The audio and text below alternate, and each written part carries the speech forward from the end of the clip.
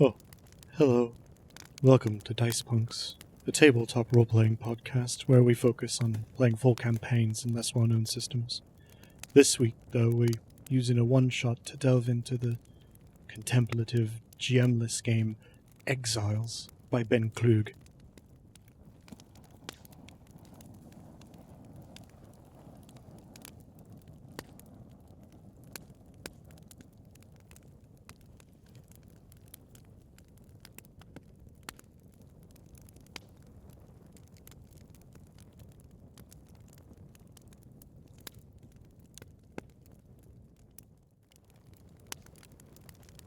Hello, and welcome. I'm Adam, a forlorn wanderer from a faraway and forgotten fen. And joining me are...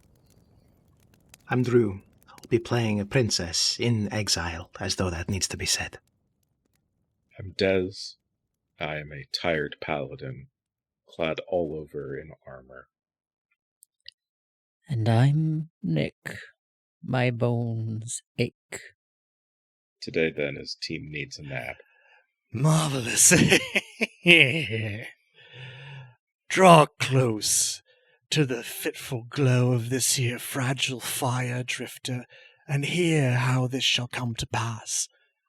By which I mean I should explain what we're about to get into.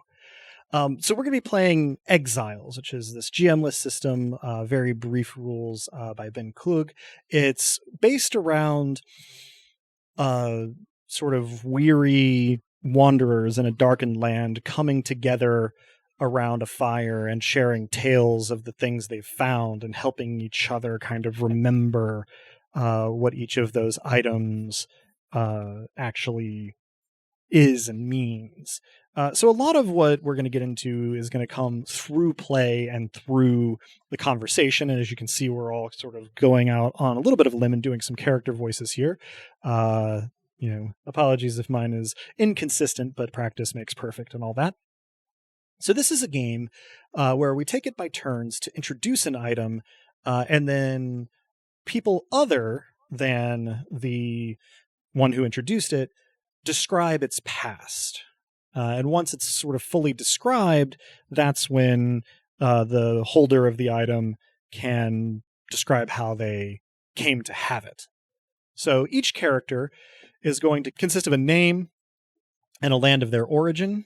They're going to have completed the statement, I cannot return to the land of my origin because, the statement, I make my way in this darkened land by, and the statement, at the fire you will soon notice. Right, so they're going to complete each of those, and then each character is going to have some kind of marker with a face up and a face down. For instance, I've got an iron coin with a sugar skull and the words Memento Vivere on one side, and a skull and crossbones and the words Memento Mori on the other. Delightful. So when it's Memento Vivere, then I will still be able to sort of take an action to describe something about one of these items, and then I will flip my coin over to indicate that I must now wait to contribute again until we have our sort of moment of staring into the bonfire between us, and then the conversation can restart on a different topic. What do each of our other players have as their markers? I'm using a card from a deck of surreal cards that I kickstarted a while back called Dream Punk. This one shows an appropriately bucket-helmed soldier, adventurer, knight, not sure, before a town that looks to be collapsing in on itself, and in the distance is a lighthouse, a tower, something of a beacon, pouring light down into the otherwise darkened world. So yeah, if I can do something, that's what I'll see, and otherwise I'll just see the word Dream Punk. Mine is a well-loved to the point of nigh indiscernibility, slightly bent, well, creased, not bent, tarot card of the Hermit from the Night Vale Tarot deck. Marvelous. Dope. To coin a phrase. Mm-hmm. And I also bear a tarot card, mine the Hanged Man. A youth bound in all limbs and hanging by one of his ankles, his appearance serene, despite his troubled circumstances.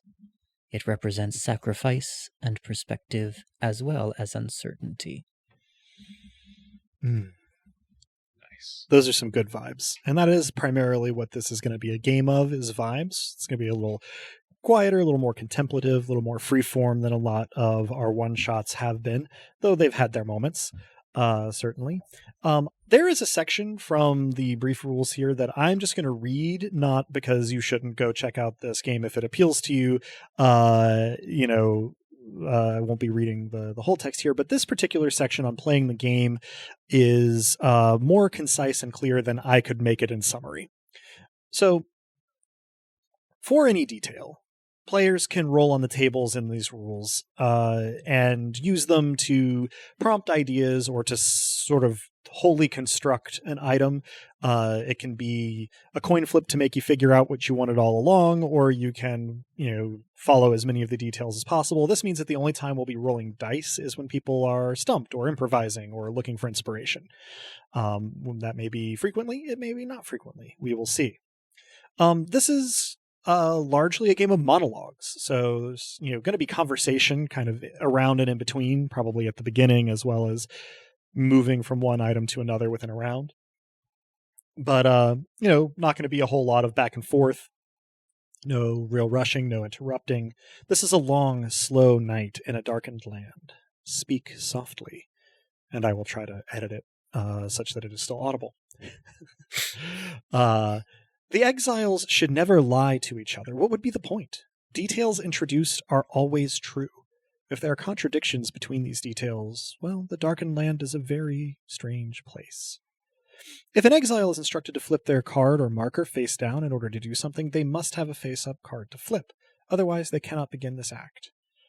Exiles may converse normally, but only in such a way as to keep the order of the game. Such conversation may be about the exiles themselves, but not detail such histories as their possessions tell. React to the stories told naturally, but use the order of the game to intervene in them. Keep in mind the reasons for your exile. So I'm going to summarize how this is going to go. That was the portion from the rules, but each item has a description given by the item's holder when they introduce it for a discussion. And then it has its origin. How did it come to be? Where is it from? What is that place like?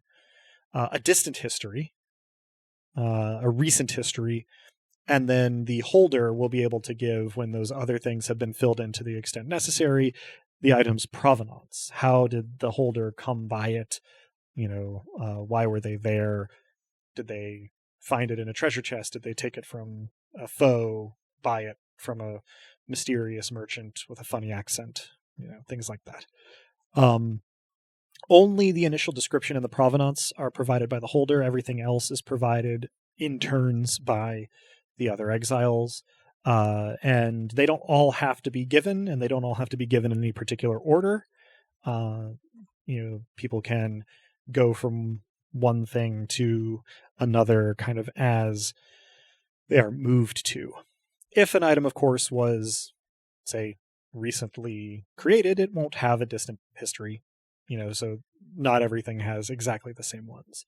But when everybody's marker has been flipped down, we have a moment of silence. We sit quietly, contemplate the flame, and then flip everything face up, and conversation continues, but on a new topic. The previous item can't be returned to until a new turn. And then at the end, we decide individually whether our characters, our exiles, are staying at the fire or venturing back into the Darkened Land, and that winds the session to a close. So, should be chill, vibes-based. I'm looking forward to hearing, sort of the creativity and storytelling that everybody brings to the table. Do we have any questions from our players about what we're going to be doing or how? I know that we can only contribute to the sort of canon truths of an object if we have the card face up, but is it bad form to interject sort of out of turn? Little things. I'm going to say in between. if somebody has like flipped their marker and is giving the distant history of an item, Mhm. interjections there should, I think, be kept to what we might call like practical considerations. You can't hear them. You couldn't understand a word, Mhm, that kind mhm. of thing. In between, when they trail off with, I forget the rest or similar, then there can be, follow-up questions, conversation that gets us from that to the next thing. Hmm. Kind of in character, that's fine. But you wouldn't want to then touch on one of the other areas of the description without making Mhm. it your turn, so to speak. And you wouldn't want to stall the movement onto the next thing either. And I guess the other thing that I would say is, whatever somebody, and I think this is heavily implied by what I've said so far. I'm not too worried that my players would make this mistake, but whatever somebody has said in their sort of nominated turn, they start describing the recent history of an item, flipping their marker over, is canon. Like that's Of course. the answer on that item. Like the rules said, contradictions just go unresolved. There can be different stories or takes, and that's fine, but like, I think in the spirit of the thing, and as Des said, of course, this would be the way it went, but we'd want to treat what the people who have taken their turn to contribute have said about the item in question as the closest to truth that we're likely to get. And Yeah. Oh, absolutely. No, yeah. yeah, that's super helpful. And yeah, when I asked about interjections, the ones I was considering were Mhm. not, nah. Right. Yeah. Yeah, I Nah, think that you're it's a good wrong. question because That there item isn't like that. might be times where I'm struggling with a monologue and running out of ideas, but like I'm 3 sentences in and would like to complete this particular section and would welcome an occasional kind of That was the thing. Yeah. intrusion. Obviously you don't, interrupt. Mhm. You don't interrupt as distinct from interjecting, Right. but is supporting somebody's story even if the ball is still in their court and even if you don't have a turn kosher, I think was kind of the nature of the question. I think that yes, to an extent. I think the game Yeah. is going to go too slowly if we make a habit of it. But to Nick's Totally. point, Yeah. if he trails off but hasn't said, I forget the rest, to signal, that's like the whole piece he was going to say, then yeah, you could prompt. That would be fine. I would say in that situation, leave a little space, right? Yeah. Totally. There should be some silence before anybody jumps in, both for lag reasons and for tone reasons. Got it. Yeah. Generous, comradely yes-anding in a Mhm. pinch. Okay. But it's a game where conversation is mechanical. Mhm. So respect that, and B, let it breathe. Don't assume that every silence needs to be filled because eerie silence is part of the aesthetic. Mhm. And Well also, said. the peanut gallery should shut the hell up. Otherwise, we'll be bursting into laughter at the wrong prompts. One may burst into laughter, but it must be menacing laughter, I think is the rule. Or And despairing then laughter. he died Despairing in agony. laughter, I think, is also. Yeah, I was going to say it needs to be the kind of laugh that makes you go, wait, what are they laughing at? Right, exactly. That's a good rule. I noticed that if we are in a pinch and need to randomize something, a D6 and a D10 are necessary for tables. That's correct. I'm saying that for the listener as well as for me, and I'm also going to go grab one of each real quick. All right. It is a relatively quieter, more contemplative game. Stretches of silence are, for once, going to be fine. I won't do too much editing of dead air. I will say, as a reminder to me, I've already done this a few times this episode.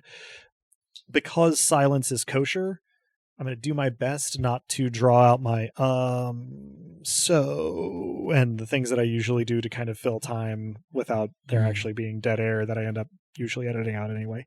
So just did it again. I'll try. It's a public speaking habit, but Mhm. we are very much privately speaking in a world where, well, who knows? Right. It's In a just us, world. as far as we know. In a world. Yeah. Hopefully we get into the headspace here without too much trouble. Anything else before we get into it? Don't think so. I'm ready to Right, fail or so- succeed. Come What- on. And. Fail and succeed. Yes. So what I'm going to do here is on our Zencastr recording, at least, I'm going to press this Campfire 1 button and give us a little bit of lead in of campfire sound. And then I will give a brief description of a vague Yet menacing. campfire space. Yeah. A vague campfire space. And, we'll kind of take it from there. I'm going to say that part of my intro narration here is going to be all of us kind of having arrived and settling in so that our conversation begins after a short interval in which everybody has sort of drifted in a dark room style.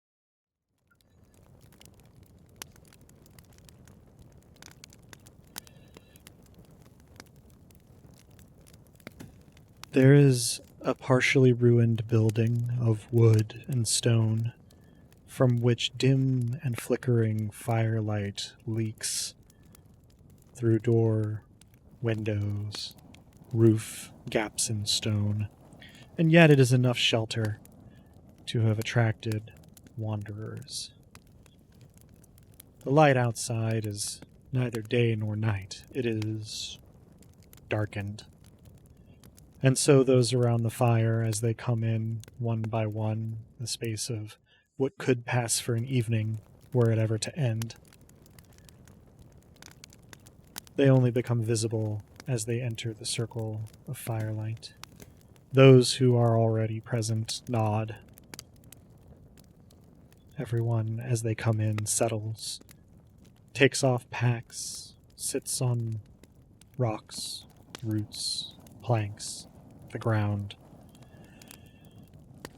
Perhaps removes a weapon or a piece of armor, doffs a helmet. And by the time there are 4 such exiles settled, and the evenings, if that's what it is, wind has died down appreciably, their eyes have adjusted to the glow of the fire. There are 4 of them, strangers to one another, who yet begin to strike up a conversation.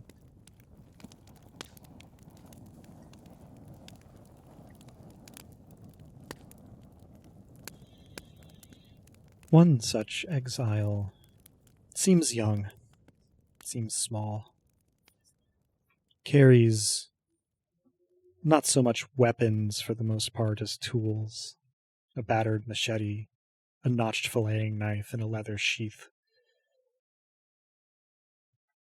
Her pack trails a surprisingly pristine tale of some furry creature unfamiliar to the others. She wears salt and mud-caked hunting leathers reinforced with something that isn't leather, and holds in her hands, between her knees where her elbows rest on them, a jar of thick, smoky glass, stoppered with wood and pitch, containing a damp clump of ground moss, which she regards between her and the fire, before speaking.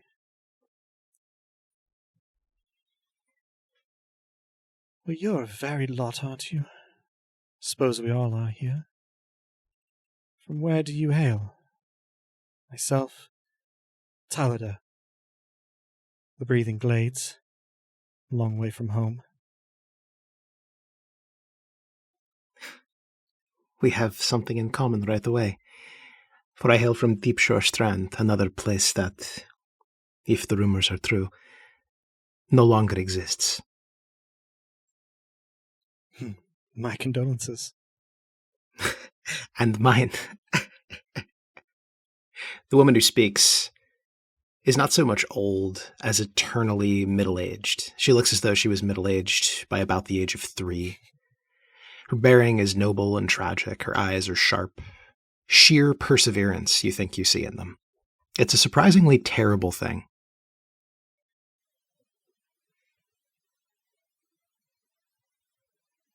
The Silvered Enclave. That city whose laws are just by their own estimation.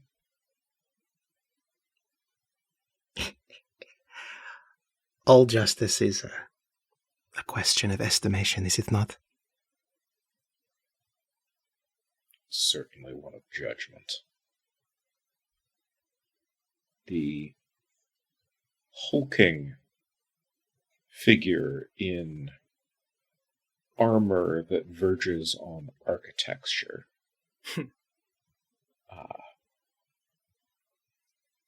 has a frame that extends beyond the firelight.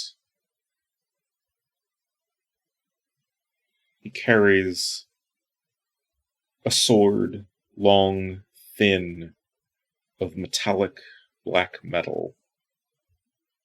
Redundant, but you get the idea. And there appears to be some sort of internal channel that perhaps holds liquid.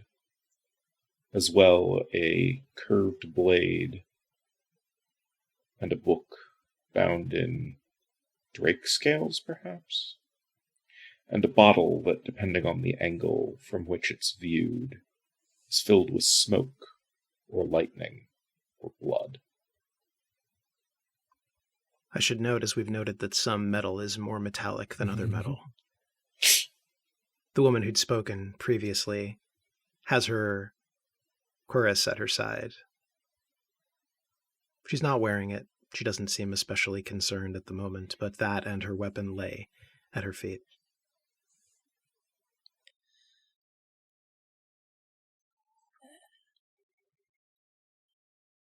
And I am Gent of Balam. A man leans forward into the firelight from the place that he sits. And his face, sea of lines, the wrinkles have wrinkles, and he wears long, long years of care and regret on his face and in his one undamaged eye as it gazes into the firelight. A spear sits across his lap, and ghastly pauldrons adorn his shoulders, mismatched from his other worn, plain leathers.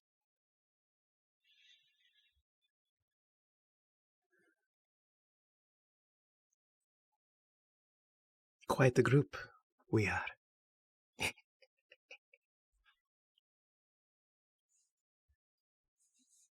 Aren't all such... No.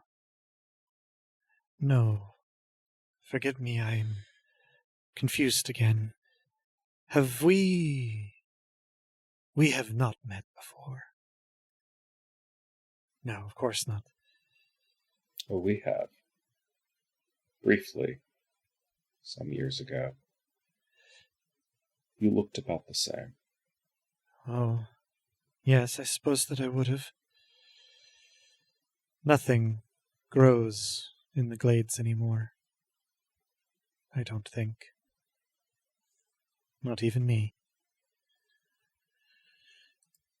What has brought you to such forlorn place as the Darkened Lands?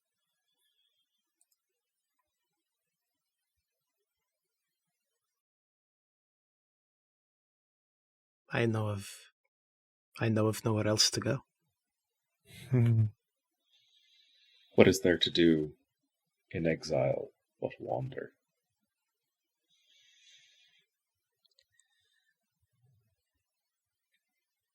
My home is closed to me, evermore. I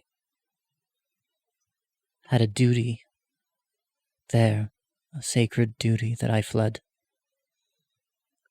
Among my people, it is a custom for someone in the flower of their youth to memorize the prayers of those in the town, and to be sacrificed to bring those prayers to the gods. The prayers now will go unanswered, for I fled that duty into the Did you unknown. memorize the prayers? Of course. Then they may be delayed.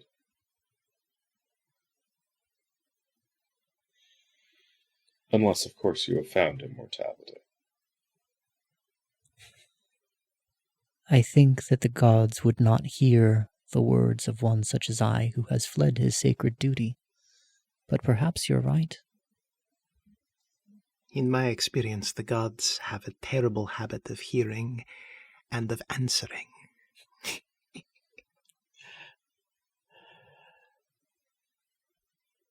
It has been some time since I found myself in as wise and lively a company as this. Perhaps it can't hurt to ask. I reach down to my belt and sort of pulling some of my other more mundane possessions to the side, reveal hanging from it a dull metallic mask. Untethering it, I hold it up into the firelight, and it seems as though it must be silvery, but currently it's reflecting the firelight, so it's ruddy. It's shaped like it should cover the whole face, but it's too small for all but a child's. Its expression is either one of excitement or of agony, but the detail is insufficient to be sure. Corrosion stains the cheeks of the mask beneath the spaces where the wearer's eyes might peer out. It's a mottled black patina, too close and irregular to suggest dripping liquid, so it doesn't resemble tears or blood, but just discoloration.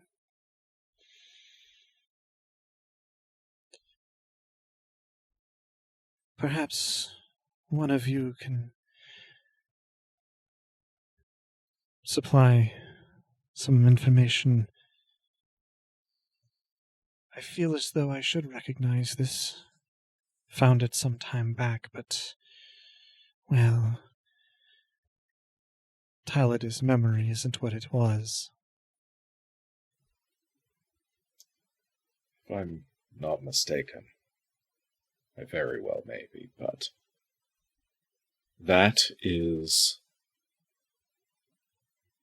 the mask of the last child king of Corianth. It was made always to look excited, but never specific. That sort of detail verged awfully close to blasphemy in that place and in that time. I can't tell you much about the disfigurement to the mask, but it was a ceremonial requirement that it be worn any time the child was visible to his subjects. I forget the rest. I can say something of the disfigurement, for once I plundered the castle and found at its heart a child in that mask, and with the child there was a man, and the man fought when the child commanded, and when I killed the man, the child wept, and the mask changed, and the child faded away like mist. I forget the rest.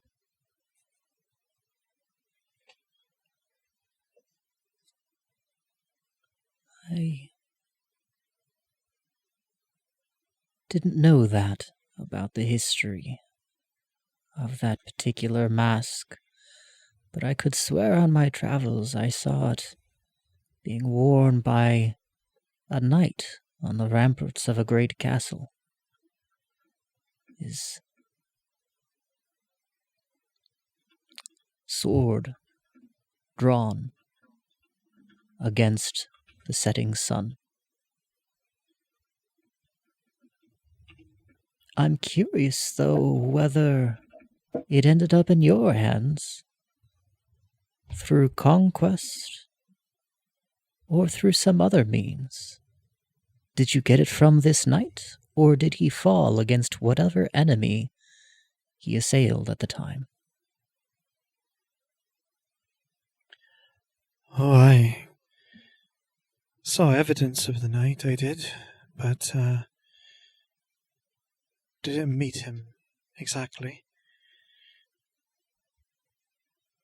You see, I think I came to the same rampart later. There was some sort of foul bird, more fur than feathers, but shaped like one. It took me for a meal, and, well, I barely managed to do it in with my fillet knife while it tried to take me, I think, to its young. Found the mask and some ruined armor lining its nest. Not even the bones were left. It was the only thing that caught my interest, and I thought, no, I don't remember why I took it with me. I just thought I should. But that's all I have to tell of it, really. Thank you. I wonder how it is worn. I kind of hold it in the firelight a little, the jar with the moss in it set between my feet, and gaze at it. I believe that was everybody's marker. Mm-hmm. Mm-hmm. Just double checking. We are an ideal party size for complete descriptions in a single pass. Indeed we are. It's for the best that you took it, and that I did not. I could not have told you why I did not, but it was right. I nod silently and behold the flames.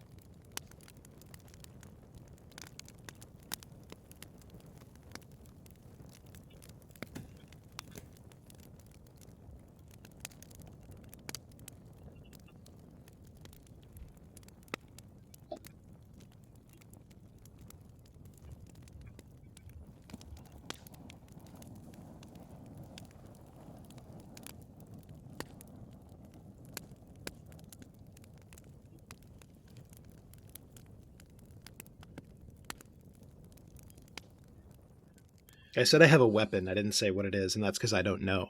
So I'm going to consult the Oracle. Fully, I'm curious to see how it goes. It's claws. And what is peculiar about these claws is that they are made of polished silver with delicate scroll work, and they crackle with, well, someone else already crackled with sparks of lightning, didn't they? So rather, they perpetually drip a liquid you can't identify.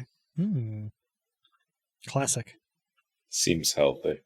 The liquid is iridescent. The color seems to change as the firelight catches it differently. Not toxic at all. Wouldn't worry. I also wouldn't get too close, though. After all, what good is worrying going to do? Right. Little once you've reached out and touched them. I leave those where they lie, but I do pick up my armor and begin to fuss over it and polish it. It's a breastplate and a backplate that look as though they were sundered apart with great difficulty when they were one thing, whatever they once were, and also like they must be fastened together with great skill to function as armor. Both of these things are true, by the way.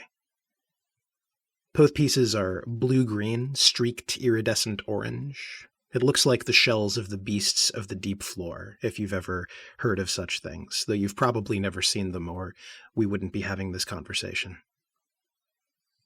I gaze at it and mumble, "The cuirass of the Hardshell King." The Hardshell King, you say? I killed him some decades past. I will heft my sword, and you will note that it rises and falls at very different speeds and with different momentum to it. It was a long, hard-fought battle, but eventually the claws slowed and I had time to fully raise my blade and let it fall. And that is how it came to be sundered. I did not know that it had been made into such fine armor in the interim.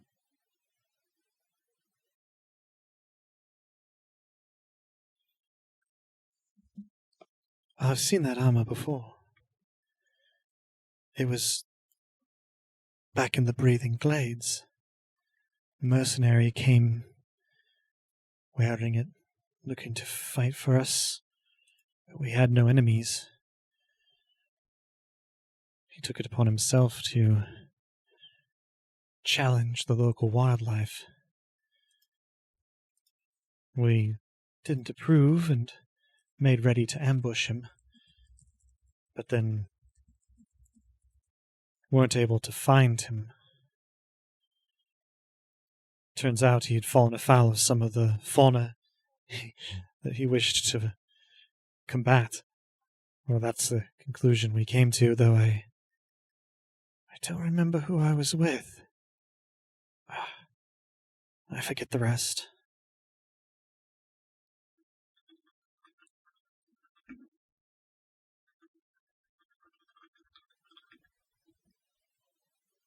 It seems magnificent to me that you now bear such armor. For I once, in my travels, came up against Jormungandr, the great dragon of the north. I didn't face him myself, of course, but I saw the one that did. And the armor withstood the flame of that great dragon. I didn't see how the rest of the fight turned out. I fled, and I lived, for what that's worth. I don't know the rest. How came you by it? It was a gift from my father.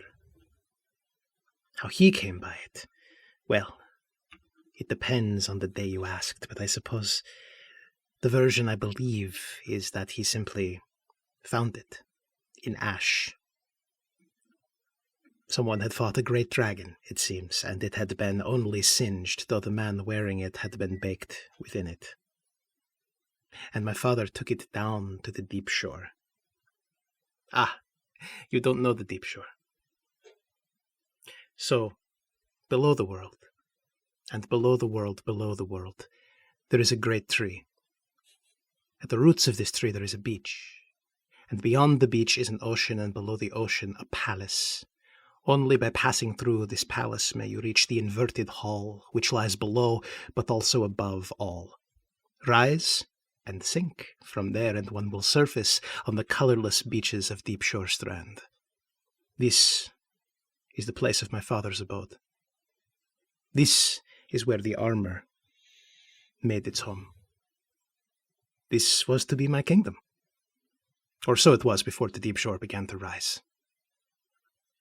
The palace now lies in ruin. The ghost waters lap at the roots of the worlds we know. This cannot be stopped. It's my father's fault. And mine.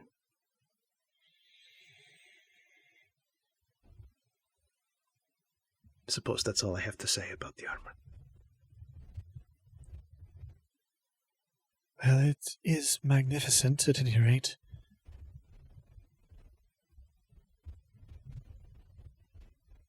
I'm amazed to know that the dragon story is true. For what it's worth, the Hardshell King was in fact at the roots of that tree. I've not been to your homeland then, but I've apparently been most of the way. Far closer than most. And I should say I'm more amazed to meet the man who killed the Hardshell King. I thought perhaps he, you, all of it, was a myth. With enough time and not enough memory, all things may become so. Memory is in short supply, it's true.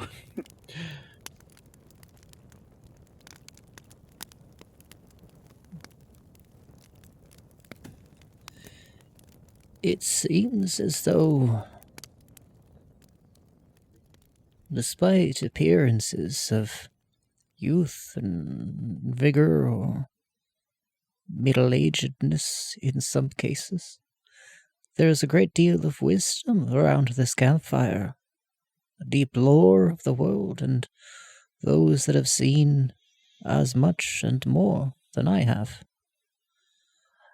Which makes me curious whether any of you know the provenance of these pauldrons that I now bear.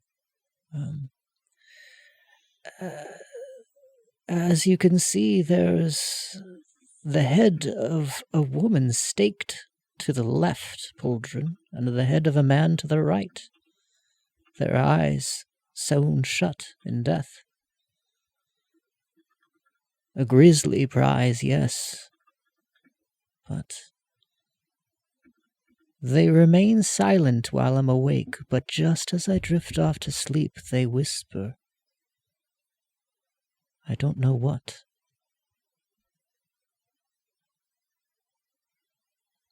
And that's all I know about that item.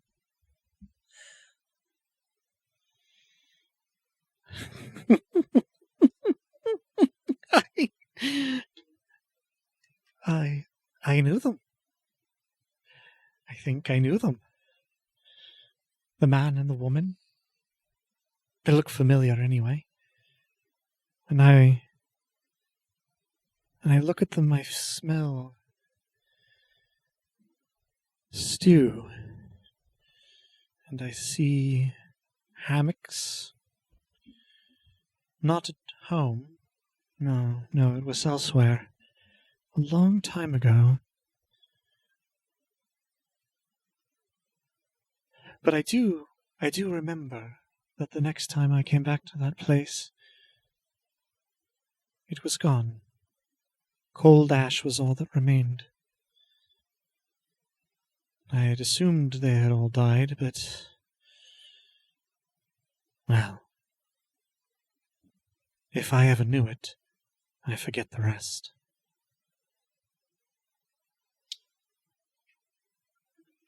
In the Silvered Enclave, the traditional punishment for assorted crimes of moral turpitude, such as it might be.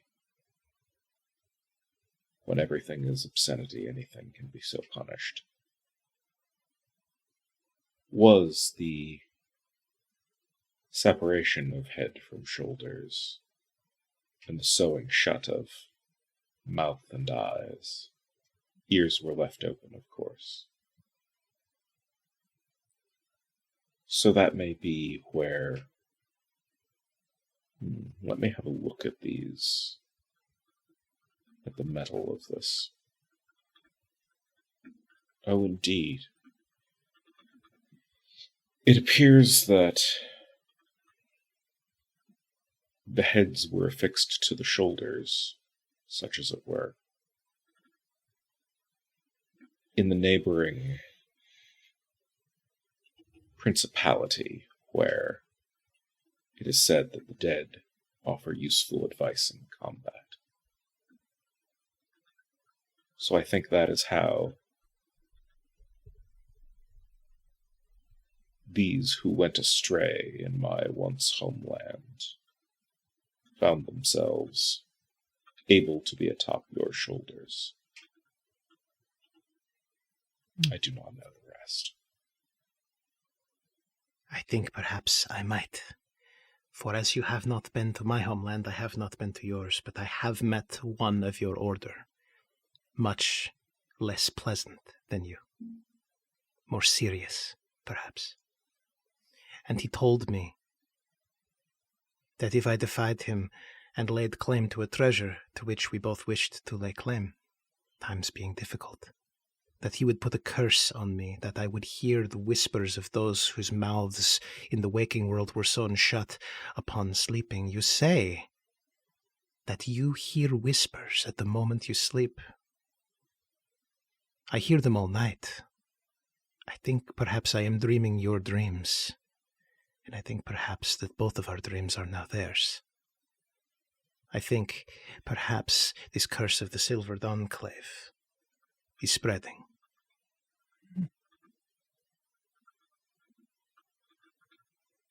We should pay attention as we sleep tonight.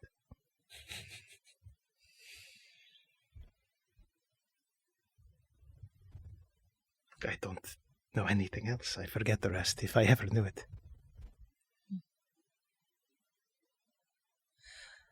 I think all of you gathered round the fire for it lightened me to that which I now bear, not unlike a curse. For the one who gave it to me freely as we shared a fire not unlike this one seemed suspiciously eager to be rid of it. Did I see regret in his eyes, or shame at the gifting? I don't know.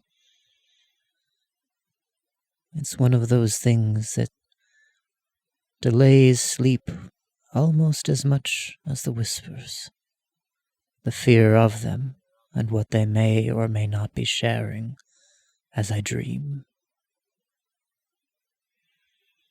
I think that's all that I'm likely to know about that for the time being, until sleep claims us both. Perhaps cursed I hear what they cannot say, and you, in possession of the objects, you hear the truth, which is that they say nothing. Regardless, a pox on those who would violate hospitality to be rid of their own problems. And a pox on those who would deprive the world of such rich fish stew.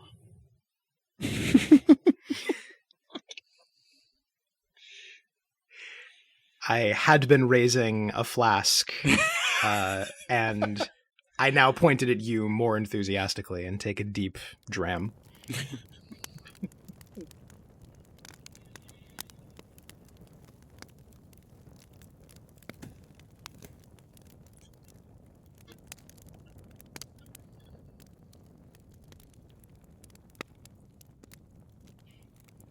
So yeah, I'm taking a dram from my flask, which, consulting the oracles briefly, is made of light or shadow, made material, and it's in the shape of it's overstated and overbearing, noble but excessive.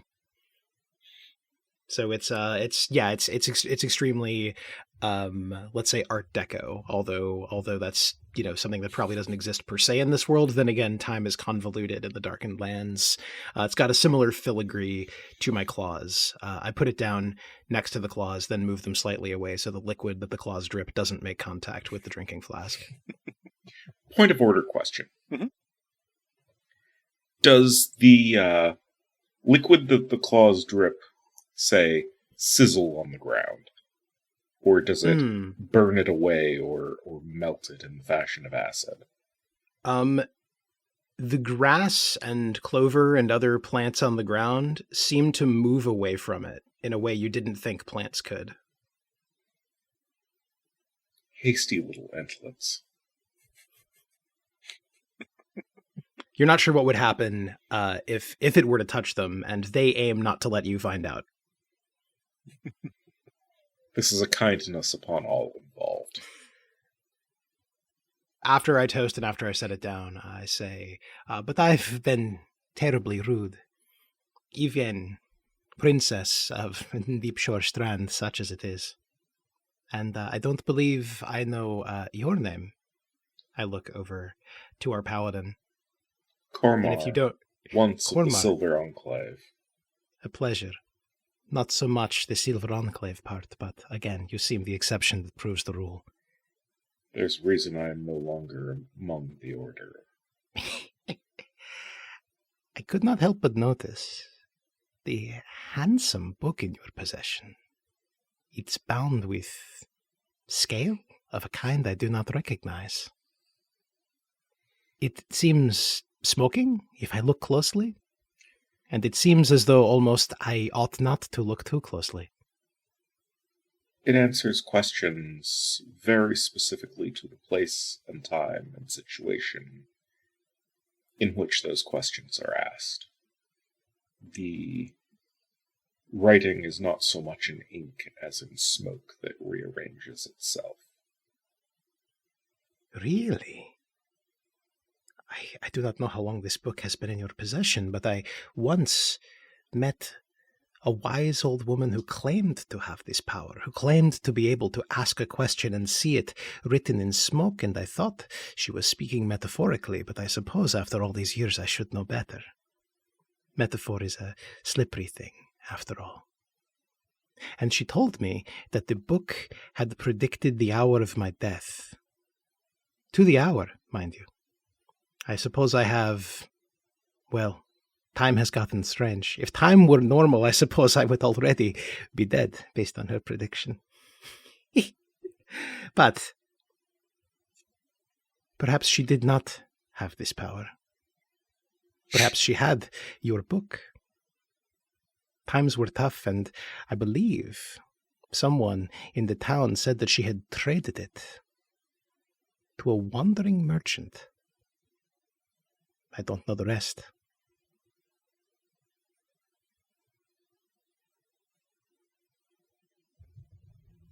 You know, I think I once traveled to an area where I did not encounter the book per se, but I saw the technique of answers in smoke. There were some sorts of practitioners, I don't remember what they were called, who could draw upon a pipe with shreds of paper with a question asked on it, tamped in. And when they would exhale, they would blow the smoke out, and it would form words in the air that I assume answered the question. I didn't read the language, couldn't tell. I wonder if someone didn't figure out how to commit the ability to paper, or Drake scale, or whichever component of the book operates.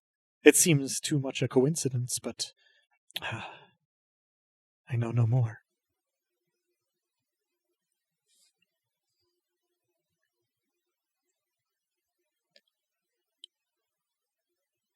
It seems like just yesterday that I met a traveling skald who told me a tale of a book such as yours,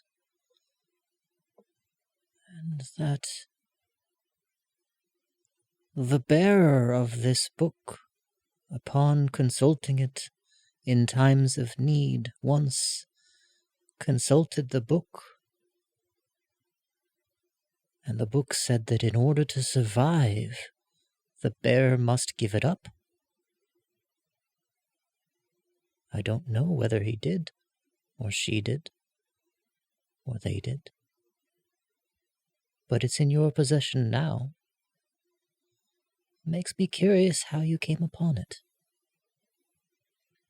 The book was indeed given up by its last possessor, and I came to bear it by plucking it from the ashes of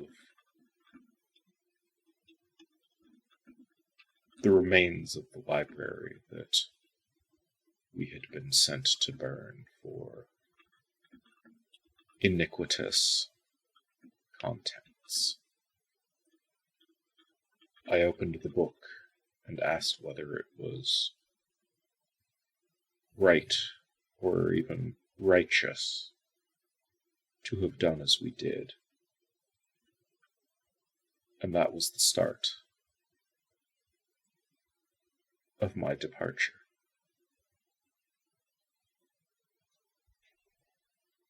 Because you're the first one in an age to use it properly. All of this using it to deceive, this buying and selling is not consulting in times of need and then perhaps eventually giving up. But you, it set you on a path. Certainly that. And now I carry my home upon my back. And arms. And so on. I pat my armor when you say carry my home upon my back. May also be worth noting that at no point have I moved to take off any part of the armor or raise a visor or anything. It was implied, but I appreciate it being like clarified and confirmed.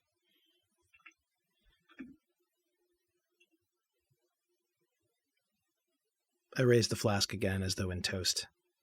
I don't seem terribly concerned that no one else has mentioned having anything to toast with.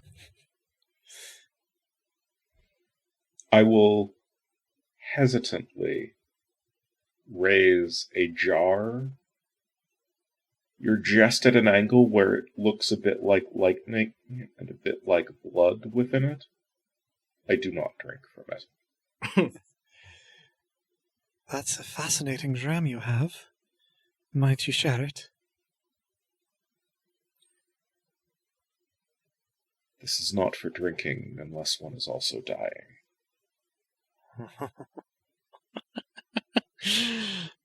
Maybe later then. Ideally not, but it does good to be prepared.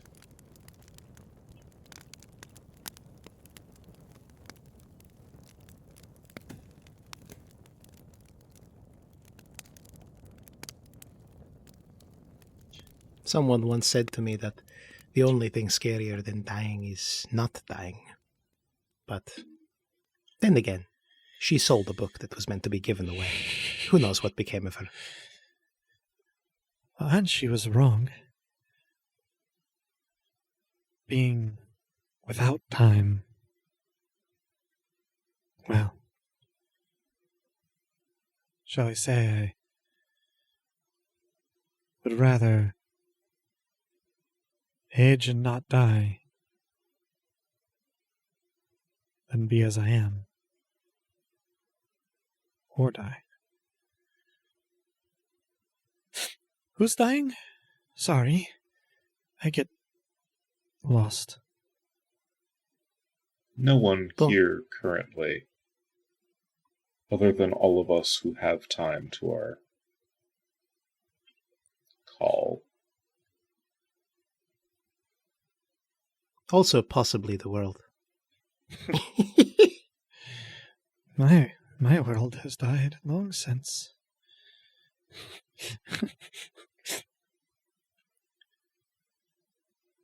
There. I don't mean to compare tragedies, of course, but that might be better than knowing your world is going to overtake this one.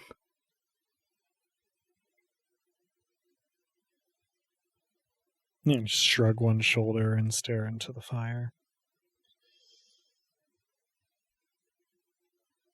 I give the universal look of that was probably not the right thing to say, and don't say anything else. Unless anyone has an objection after an interval, and in case you didn't return your markers to face up when I played the campfire sound a little while back, I reach behind me outside the circle of firelight and pull into it, setting it on the ground in front of me on one end to stand in front of me, a longbow. It's taller than I am sitting down, as tall as me standing up. And I gesture to it. First off, without me even saying anything, you can see that it is not made from normal bow materials. It's carved from jade and glares ominously in the firelight. The grip,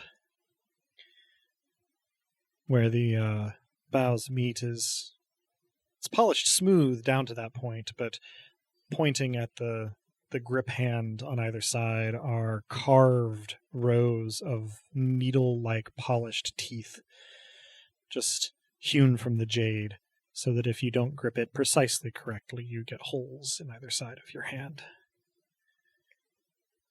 I point to an almost invisible bowstring and comment, This is made of human hair. Took me a while to figure out what it is. Black as night. Picked it up. Why, just the other day? I think. Another day, anyway. This seems an unusually well-informed group of knight companions. Knight? Companions, anyway. I don't know anything about it, but...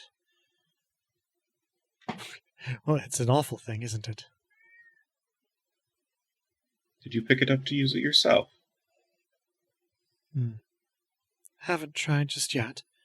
Might, though. Dab a hand with a bow, don't know what happened to my last one. No arrows, at any rate. It doesn't need arrows. The singing of the jade channels the wind into hard points that travel swift as thought and cut worse than a sharp tongue. The tribe that carves them values precision among all things, and their forms are exacting. Because even though dragons do have one weakness, one soft spot somewhere always, you need to be able to hit it, preferably outside of its breath range. And that is what these bows are created for. To land a point of sharpened breath in exactly the right spot to fell a dragon.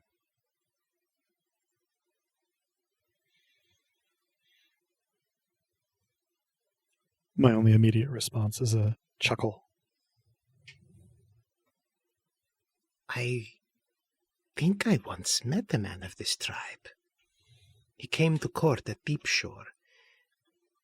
He said that he longed to make a bow that could fell a dragon. He looked with envy at the cuirass that my father claimed he had acquired by slaying one.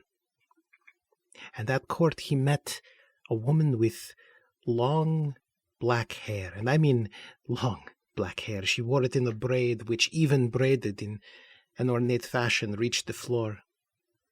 The two of them became lovers, I think, traveled together, made many bows, one hair strand at a time.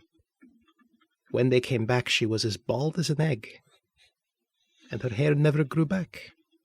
For this reason, there is a finite number of these bows in the world.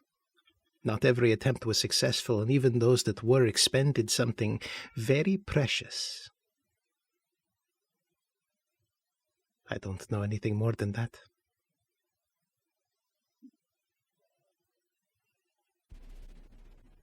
After a moment's silence, I turn to address Yvain. That was a poetically somber story. All the best are, I suppose. Do you... No, to be too forward, but... Could you share something from that flask? Haven't had a real drink in quite some time. Or is it menacing in some way?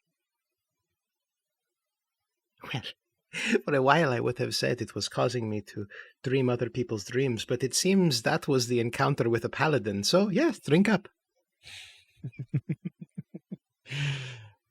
I take you up on your offer and take 2 significant but not greedy swallows. It feels strange in your hand because you are holding light. Mm-hmm. It is pompously shaped and ornate, but I don't know if you've ever held light before, but it is weightier than you might imagine, but also infinitely insubstantial. And Art Deco to boot. Indeed. I look on morbidly as you take your first drink, and then sigh in relief as nothing happens. What does it taste like when I drink from this flask? What kind of thing is in it? It tastes like longing. When you're very thirsty and you drink water, you feel a deep satisfaction. This is like that, but what you wanted wasn't water, it was mead.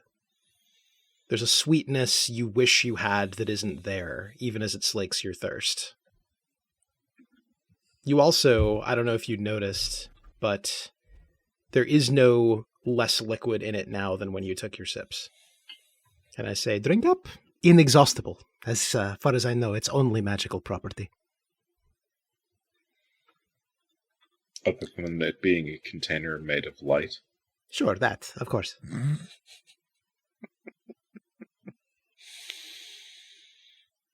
After another significant gulp, I pass it back with a satisfied... I give a once again universal gesture to the two of you. For you, the gesture for anyone else? I will take the proffered pompous flask of light and tip it up to the grill in my faceplate. And after a time, I will hand it back. There are no swallowing noises. I look at you quizzically. I look at the flask as though maybe this will be the time there's finally less in it. There is not. I also take a swig. Hand it back. Does it taste the same for all of us?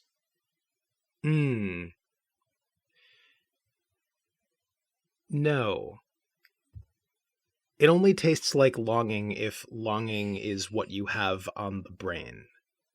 If instead you're tired, then, for example, then it tastes more like a rest you're never quite able to take. It tastes like knowing for sure you'll be able to take a break and sit down soon, even though that never quite arrives.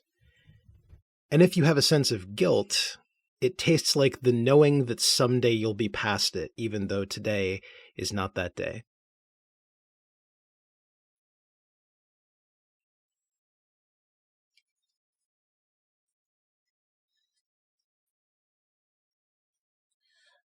I was surprised, though not disappointed, that we've all drunk and slaked our thirst such as it is, without incident. Such was not the fate of its first bearer. You may have noticed the emblems on the outside, the subtle heraldry woven in the design. Ostentatious? Yes. Expensive? Yes. And its original bearer, some prince or king or lord of some sort, I don't know. It was his favorite drinking flask. He had it commissioned specially by one of the magisters of the court. It rarely, if ever, left his side. And he refused to drink from anything else. Such was his downfall. He had enemies in the court, you see. And one of them managed to poison his flask. But perhaps the magic of the flask means that the first and the last sip are both poisoned. We shall see, if its liquid ever gives out. I don't know anything more about that.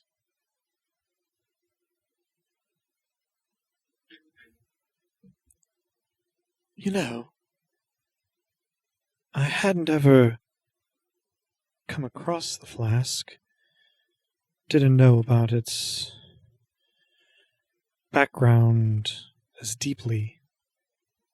But hearing that story, I realize I've heard tales of it as well. Just didn't have any physical details to go on. Now, I don't know how reliable these tales are likely to be, but, well, it's said that the flask of light from which a particularly devoted noble was wont to drink and was eventually poisoned was lost for a time only to resurface in a tavern. Don't know where it was supposed to have been, but well, it made the tavern very popular for a time. Only... And at this, I sort of glance sidelong at the flask I have drunk from, as though suspicious now. After a time, the regulars at the tavern simply stopped showing up. I suppose we may know why now. At any rate, I appreciate your sharing, but I may not drink more. Wish I had more information now, but alas, that's all I really know.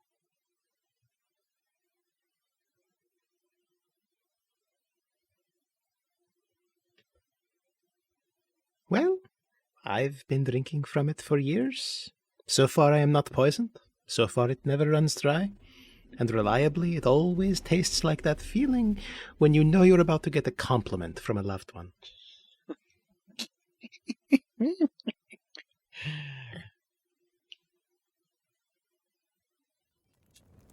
And we all spend time looking in the fire.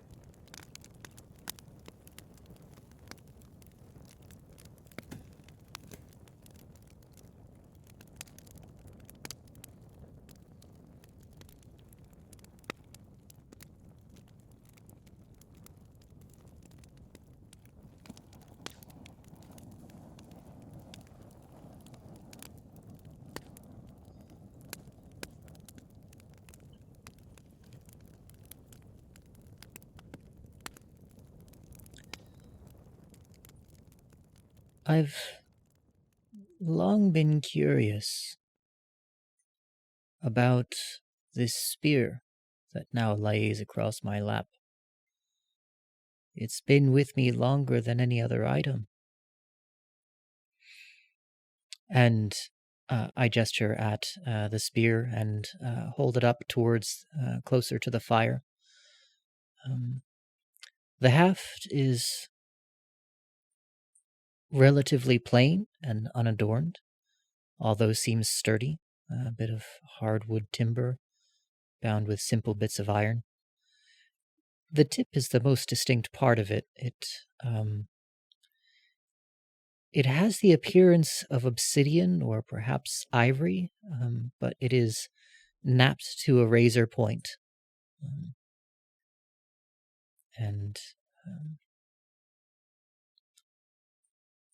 I know where I got it, but I've been curious about what happened before that.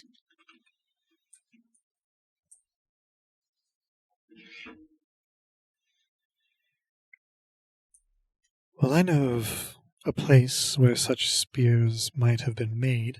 At the very least, the material of the tip and the habit of binding the haft in iron is familiar. Is far to the north of the glades after I departed them on my way here years and years ago. It was a small country in the foothills of a massive mountain range, and they made these spears out of the stone bones of a particular creature that wandered down from the mountains sometime. Only one ever came down at a time. The locals hypothesized that it might have been some sort of self-exile when they were ready to die, but, well, I never bought that because they fought very hard to stay alive. The villages and towns that were closest to these creatures when they came down would organize great hunts. Many, many men and women, armed often with spears like this one, but just as often with other sundry weapons. They would spend days tracking and corralling and injuring and bleeding the creatures. They were large, but strange. Too many legs, not enough fur for the climate. Strange, narrow heads with wide-set eyes. Tough, though. Often as not, the villages would lose quite a few people in the process. But they never gave up. And when they were felled, every part of them was used. Food, clothes, leather, medicines, and, of course, these weapons. Mostly spears, I think due to the shape of the bones, though that's just a guess. Don't know when it was that I passed through. It feels like it must have been a while. Maybe a long while. I remember no more.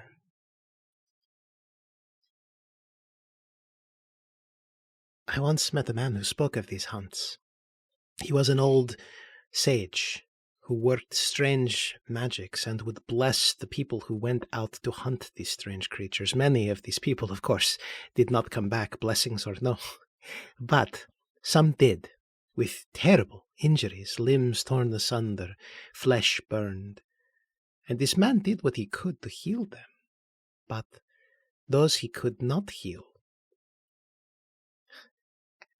for them he would work a different magic. For he had an art which could turn these people to trees, which would then grow and flourish, albeit in not an especially human way. So that haft doesn't look like much. It's not made of a great creature from a great hunt. Rather, it's made of the hunters, those who did not entirely make it back. As to what happened to it between the making and you having it, I could not say.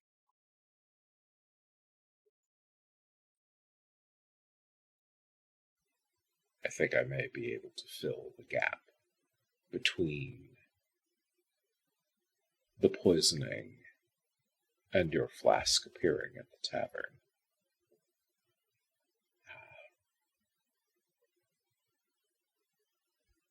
It was kept as a relic, well, as a numbered and catalogued entry in a secured vault full of forbidden items. I speak, of course, of the orders. Well, once secure vaults, I may have changed that security on my way out. The order is lesser now than it has been. I toast But again. the record on the flask was vague. However, it mentioned that the poison was applied not to the beverage but to the light. And as a result, passing it through a prism removed the toxicity. So the flask will not harm us. But this does mean that there is a prism out there that contains the toxin. I do not know anymore.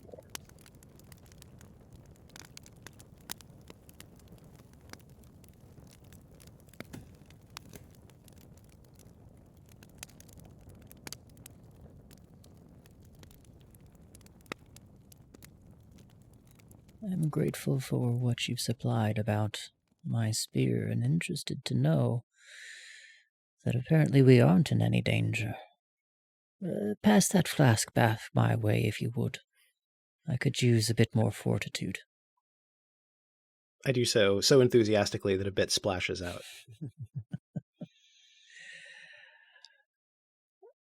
I don't know how much longer these bones will carry me across the earth.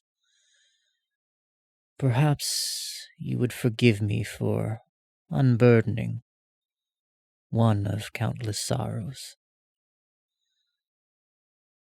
You see, this spear I acquired not long after my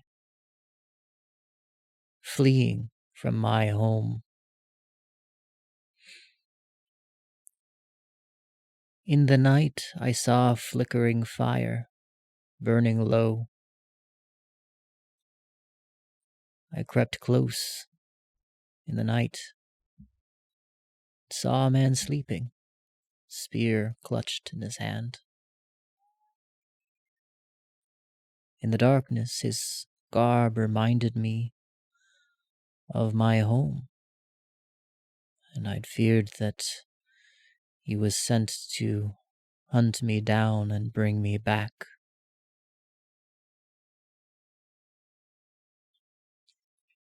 I slit his throat as he slept,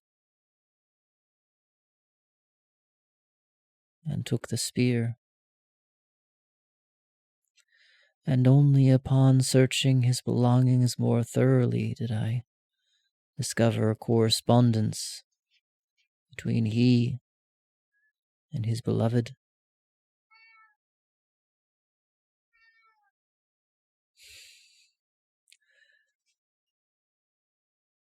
It filled in the rest of this young man's story. He had no idea I even existed. He was swept up in some war, deserted, was trying to make his way back home. You never arrived.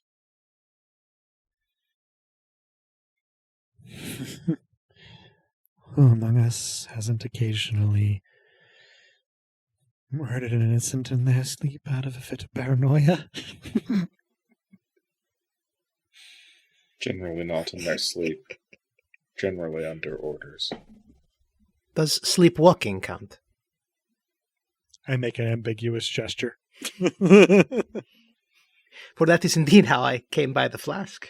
A man who was wearing the armor of our nation's ancient enemy approached, and I thought, that's strange, the way he shambles, the way his eyes do not seem to be fully open, but I attacked, and I killed, and the flask, pilfered perhaps from a catalogued vault of forbidden objects, was among his possessions, as was armor from this nation and my nation and 40 other nations. Pilfered at random. We knew nothing of each other, even after I killed him. And I don't think he ever awoke.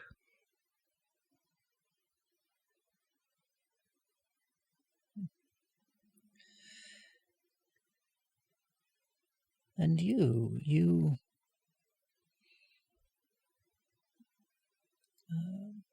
Kormar, was it? Kormar, that is an interesting sword by your hip. Has it too drawn innocent blood? It seems like there's some kind of a... Can't see the blade itself, but... Is that a hint of a channel that goes down the center?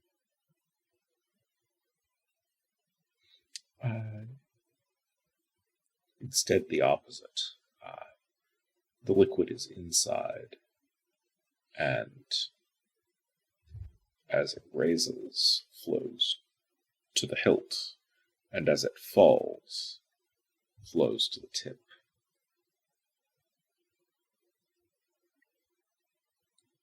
Makes it unwieldy in its speed, but once one is used to its wielding, very effective. This is how you felt the Hardshell King, with this very blade. It is not the traditional weapon of the Order. You may, hearing stories of them, think instead of this blade, and I hold up the mirror shine, not quite a dagger, not quite a short sword, caked in dirt, and torches and palisade shields and such. This blade, well,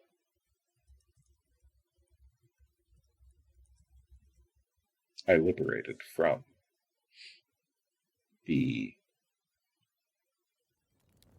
reliquary before it burned.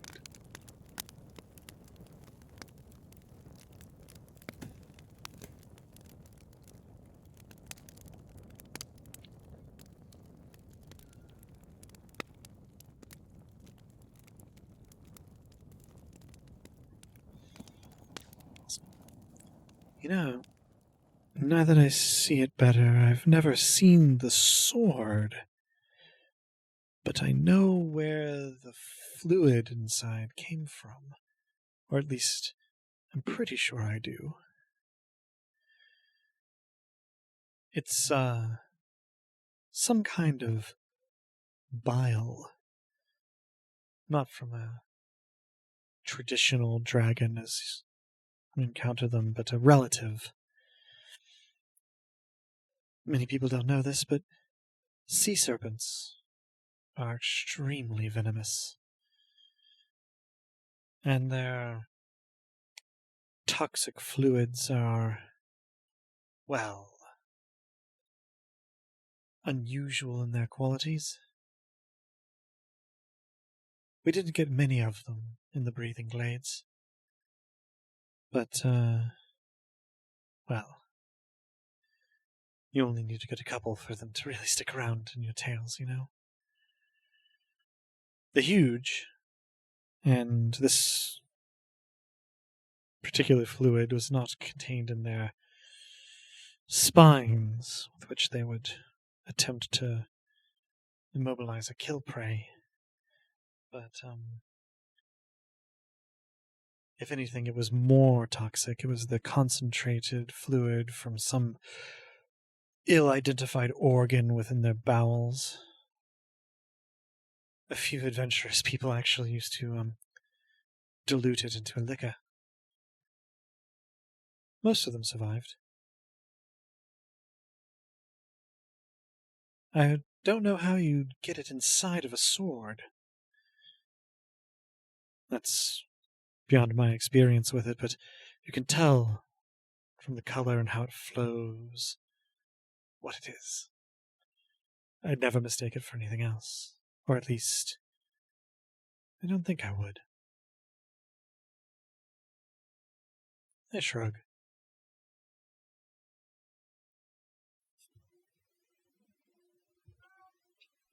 I think perhaps I know how you would get the venom inside. Or a toxin, ichor, bile. Whatever it is, I know of only one smith that could do such a thing. He has a forge, I was once told, in the sky. Which makes no sense. Forges are things of the earth. They forge things of the earth. They rely on being anchored to the earth. But it seems there is one floating forge. Far to the south, above a frozen land, there is a piece of rock which hovers above the world. None can say how, at least none I have met, and certainly not me. When I realized that I was seeing what I was seeing, I managed to ascend by means of a seabird. And indeed there was a forge there, though the forge master seemed long departed. I saw their equipment of the like I had never seen for injecting strange potions and poultices, and yes, perhaps sea serpent fluids into metal. This, I think, is the only place where such a thing could have possibly been made. Above the world. That, however, is all I know. So, I think I know then where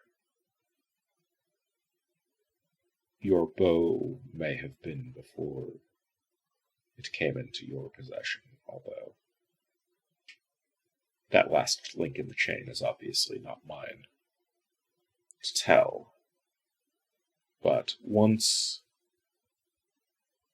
the tribesman and his lover, between them, carved, crafted, and strung the bows, then they were,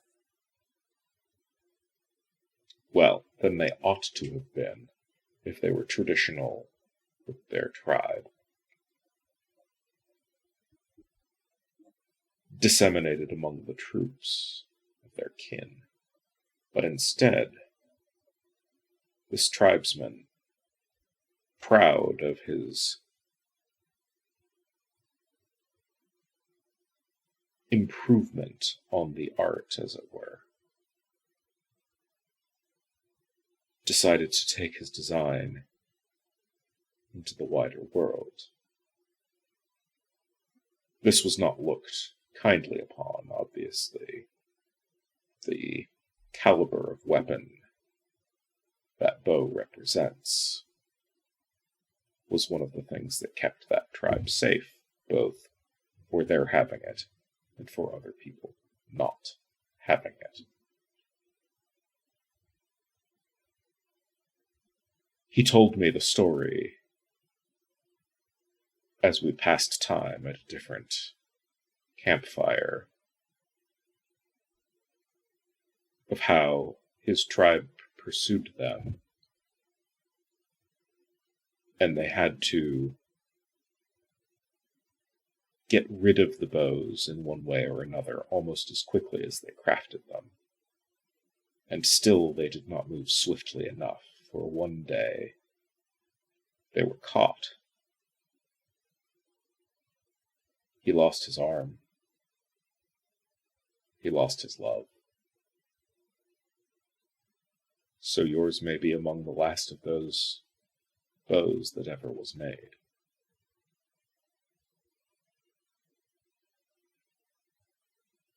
I regard it somberly.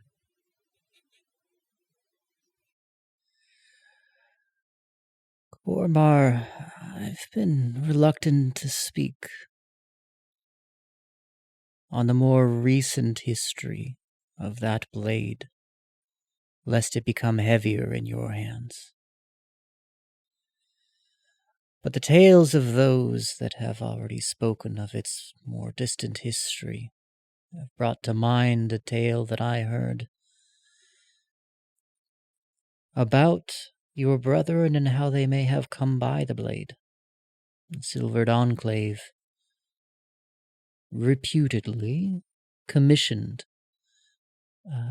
this sword that you bear now and several other powerful weapons from the smith in the sky, saying only that they needed it to conquer a great foe. And I can see by the look on your face that you know that the foe they intended to conquer was the smith and those of his kind. When they had what they needed, they took the Skyforge by force, and all of the weapons that had been forged before their own commission. It seems like folly. They could have continued to gain more weapons, but I suppose they wanted to make sure that no other weapons as powerful as these were forged that could be wielded by warriors that they opposed. And so they slew the smith and stole what was remained of the armory and secreted away those weapons that they could bear. Tellingly, the entry in the reliquary stated only for executions.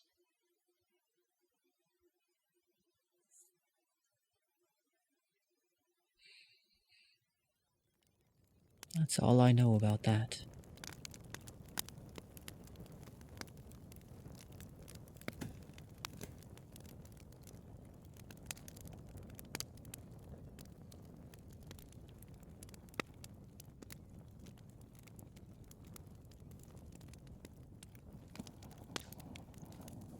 After a measure of silence following that tale, during which I hold the bow in front of me, its tip resting just nearer to me than where I've set down the jar of moss between myself and the fire, I'm slowly spinning it, watching the light play off of it, and I finally speak up as though responding to something that's been said, even though no one said anything for a moment. They say, I appreciate this camaraderie around this fire. I haven't gotten much of it, and to be honest, I don't really deserve what I do get. You see, this bow, I didn't get it from some foe I felled. I didn't find it in treasure in these darkened lands. No, the last time I shared a fire was with a fellow. He was kind enough, but boring. And after he fell asleep, I started to panic. I didn't really know what I'd do next, where I could go from here, how I'd survive the next couple of days. And he didn't seem the type to use the bow. I thought about killing him in his sleep, but, well, I didn't want to. It felt wrong. He hadn't done anything to me. But I might as well have. I took everything he had. Whether I needed it or not. I just, looking at the plenty he had next to the paltry supplies I had left, mementos from back home and little else. And I just became certain that it would be the difference between life and death for me. And it had been so long since I feared for my life that I justified taking things even of his that I couldn't use, like a bow with no arrows. Had I been thinking, I'd have noticed he didn't have a quiver either. Don't even have most of it anymore. It was... oh, I don't know how long ago. But, joke's on both of us, I guess, because I never go a day without thinking of him. Hoping that he's alright, but knowing that's unlikely. So, I think what I'm saying is I'll be moving on. It has genuinely been a pleasure to keep company with such knowledgeable and good-natured folks as yourselves. But, Fascinating that you find us all good-natured. well, suppose I'm measuring you by my yardstick. It's not safe if I We have stay. one who's claimed to end the world. We have one who's forsworn oaths and orders. We have one who does not grow, and one who does not speak of himself. And a fine crew we made for the evening. Perhaps, if we find ourselves back to this fire or another, we shall see one another again. In fact, I rather hope so.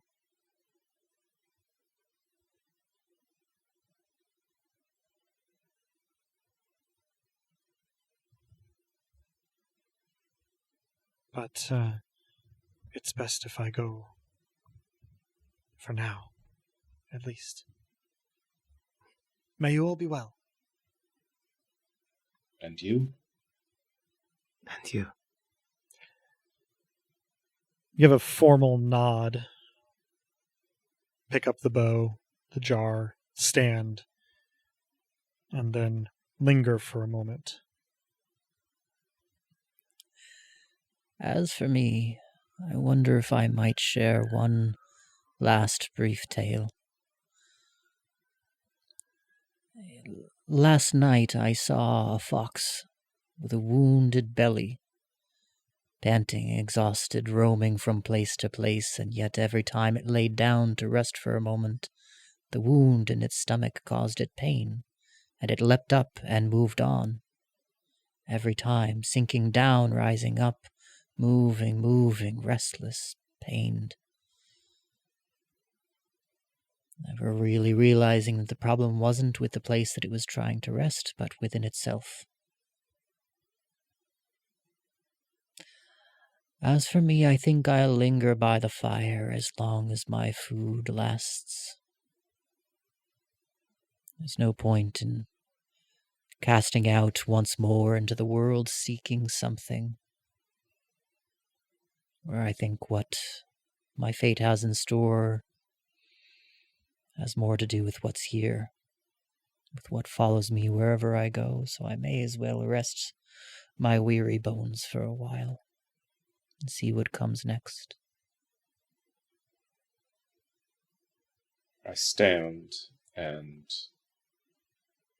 the edifice of my armor moves soundlessly despite its bulk, its heft, the structure of it rearranges into verticality. As I gather my possessions and strap them to me, I too shall head out into the dark and the darkened lands. There are at least 3 remaining reliquaries. I aim to lower that number. For my part, I should to the rising deep, for my father still thinks he can rule the bones of the world, and I tap the flask. Perhaps the last sip will yet be his. You may want to go find that prison. I appreciate the tip very much. And I give a firelit, manic grin, hefting the bow dangerously between its teeth as I clip the mask and the jar back to my belt and sort of salute informally, saying, "May we all live to meet again, then. Or not. But live well or die well. I shall try to do both." And turn and leave the circle of fire. Live and live well, should that be your wish.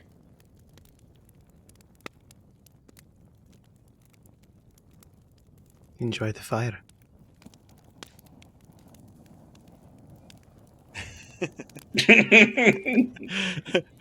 Dear listener, Nick is warming his hands on his camera. Yeah. This has been surreal enough that Nick has somewhat forgotten how radio works. It's okay. Unless, I suppose, we have any further comments. That concludes this session of Dice Punks. Thanks for joining us. I hope our players and listeners enjoyed it as much as I did, and that you'll join us again next time. If you're hearing us now, then you probably know where to listen to this. But we can be found almost any place one can listen to podcasts. Well, it's on the wider web at dicepunks.com and on Tumblr and co-host is at dicepunks. With that, I think we're ready to say farewell. Say goodbye to the kind folks at home, players. Thank you for listening.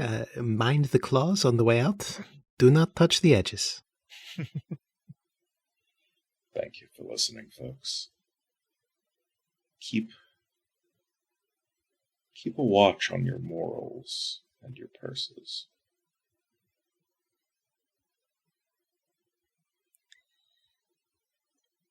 Thank you so much for listening. I hope that next time you have the opportunity, you rest by a fire and just kind of gaze into the embers for a while. It's a wonderful, universal experience.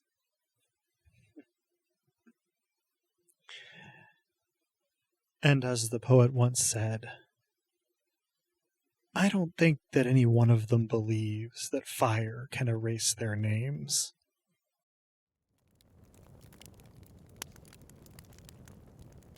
Thank you for tuning into this one-shot, dear listeners, and stick around to the admin stuff for a menacing message from Cormar. Campfire sounds are from soundj.com, thanks to them. Cover art and editing was done by Joanne, who has appeared on the podcast now and again. Check out her work around the internet where she goes by Anything Sows. Site design and graphics for dicepunks.com are by Robin, who sadly wasn't able to be with us for this recording. Exiles is by Ben Klug. Links to the system and author can be found on the Punk Grimoire section of our website, dicepunks.com, eventually. Thanks so much for listening. If you liked what you heard, that's reward enough on its own, but if you're so inclined, you can help us out by rating and reviewing us wherever you listen to us, telling your friends who you think would like us to give us a listen, and even by heading over to our Patreon at patreon.com/dicepunks. We have fun rewards available to backers, including a patron-only Discord and access to the Dice Peaks after show for episodes 1 and following. Regardless, we hope you'll tune in again, and until then, remember, subtlety is for cowards.